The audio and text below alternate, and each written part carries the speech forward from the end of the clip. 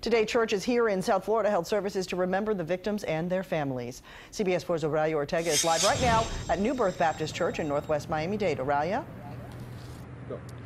Cynthia, community leaders organized this prayer service in which they asked members of the community to join them in remembrance of those who died. Upon this country, this nation. A tragedy hundreds of miles away brings members of a Northwest Miami-Dade congregation together in prayer for the 9 lives lost in a senseless act of violence at a church in South Carolina. We shouldn't have to come to church and worry that someone is going to shoot us and kill us, even in the house of God.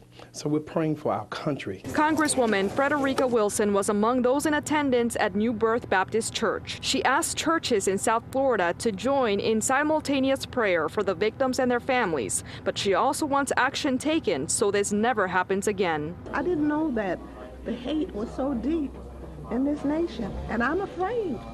I'm afraid because that young man did not emerge from his mother's womb hating.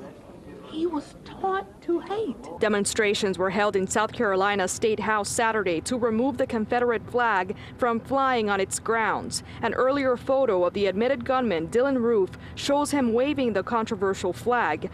A racist rant was found on a website which the FBI is now trying to determine if it was written by Roof. When I look at the news and I look at the Confederate flag on top of the Capitol, it only reminds me of the fact that he sees that symbol every day, that symbol of segregation, that symbol of slavery, that symbol that represents hatred. And to keep this from happening again, everyone must do their part to come up with a solution. It's going to take African-American clergy, white clergy, Hispanic clergy. We all got.